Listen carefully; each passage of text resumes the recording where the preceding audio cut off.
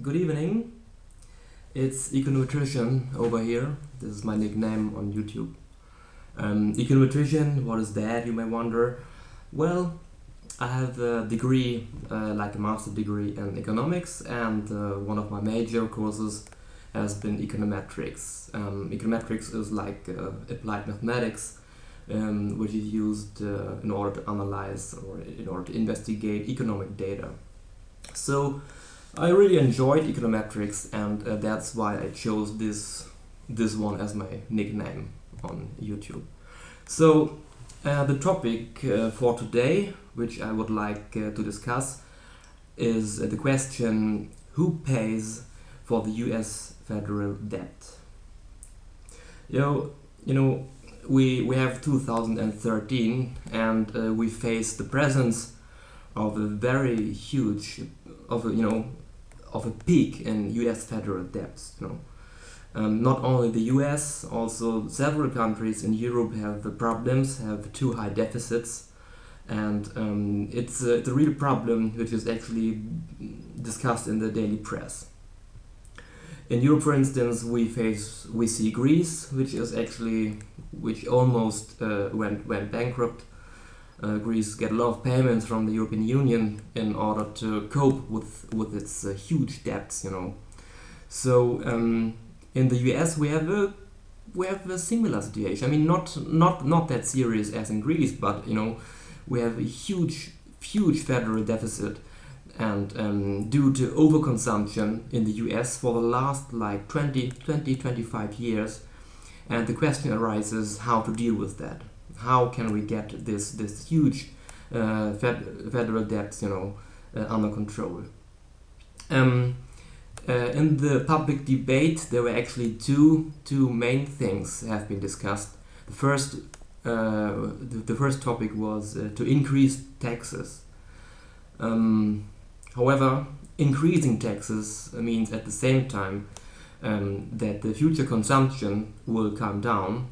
Decreasing future consumption means at the same time that the industrial production will also decrease as the consumption decreases.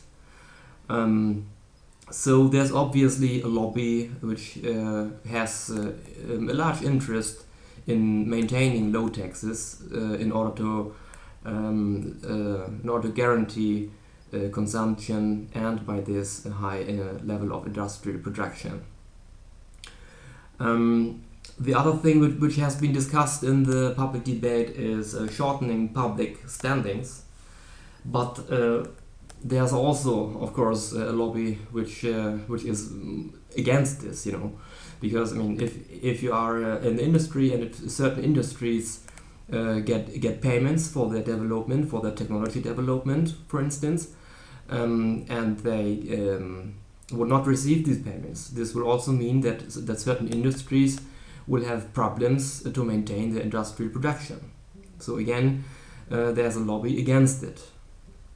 Moreover, both tools, increasing taxes and shorten of public spendings, are expected to have negative effects to the stock market. So from this point of view, again, it's a reason not to use these tools. Another possibility which has not been discussed intensively in the public debate is maintaining a regime wherein the real interest rates are negative. This is referred to, or often this is referred to as financial repression. In the wake of the Second World War, the United States they entered the so-called the Bretton Woods system. They faced a similar situation. They had quite high federal debts, and they entered a system wherein they protected their economy, and this is actually referred to mostly as Bretton Woods system. It involved a whole battery of political actions actually, but one tool of this Bretton Woods system was obviously having really low interest rates, and while having stable inflation. In return, this means having like very low interest rates and a higher inflation. That means that the real interest rates are negative. I read the paper from Reinhardt. This is a working paper, NVER working paper, and this working paper has the title "The Liquidation of Government Debt." It's a working paper from 2011, and on page 19, the author writes, one of the main goals of financial repression is to keep nominal interest rates lower than would otherwise prevail. This effect, other things equal, reduces the government's interest expenses for a given stock of debt and contributes to deficit reduction.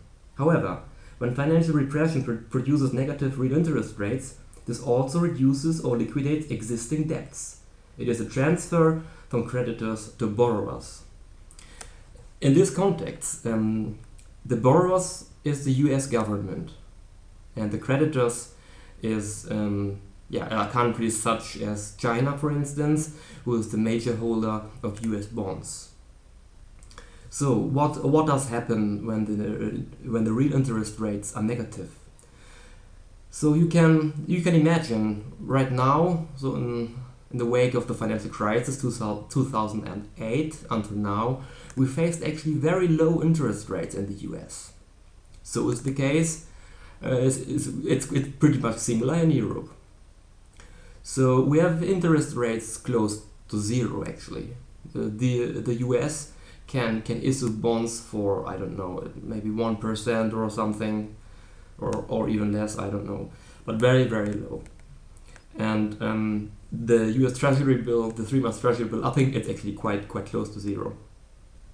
On the other hand, we have inflation. Inflation means actually that the money is getting worth less and less over time.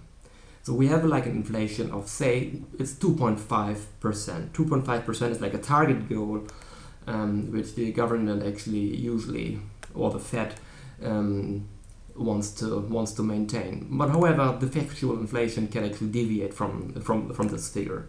So even though if inflation rate of 2.5% may be published, but the factual inflation, depending on your basket, depending on the goods you may consume, may be even higher. It can be 4 or 5%, for instance. So assuming that you have you have savings account, or you buy US bonds in order to save your money for your retirement, and facing an inflation rate of, say, 4%. At the same time, you do not get any returns for your savings. What happens then? So if you have 100 units of money on your savings account, and you get 0 interest rate returns, but the next year, due to inflation of 4%, you have only 96%. You have a purchasing power of 96% of your original amount of money. So in the second year, this happens again. So you have only 92% left. So imagine that the US government is like entering again in this negative real interest rate regime, and say that they maintain it for 20 years, like they did already after the Second World War. So you can imagine if you have 20 years in a row, and you have each year inflation between 3 and 4% while getting no interest payments, then your money, your savings are actually worth nothing, or close to nothing, And the same is true, of course, for the debt holders, like in particular China, who is the major debt holder of the United States. Sooner or later, they will recognize that actually the whole debt positions what they have are actually worthless, So this is actually a hot topic, financial repression and negative real interest rates. This is a hot topic, and it's actually it's more hidden, It's like a hidden process, because usually people do not recognize that. People do not recognize that. I mean, they see they have like $10,000 on the savings account or on the deposit account, and next year they're still the same amount. It's still $10,000 US. But they do not recognize, because they see the figure. They are like, they're like deceived, because actually it's only $9,600 worth next year under this assumptions being mentioned before. So it's like it's a hidden process, and the people obviously didn't recognize it in this Bretton Woods system. And my guess is that the people nowadays will most likely, it will be difficult. It will be difficult that people really recognize that the money, that the income, and that the savings are worth less and less over time. So it's a hot topic, and I guess it's worth mentioning it here. And yeah, keep your eyes open, and have a good evening.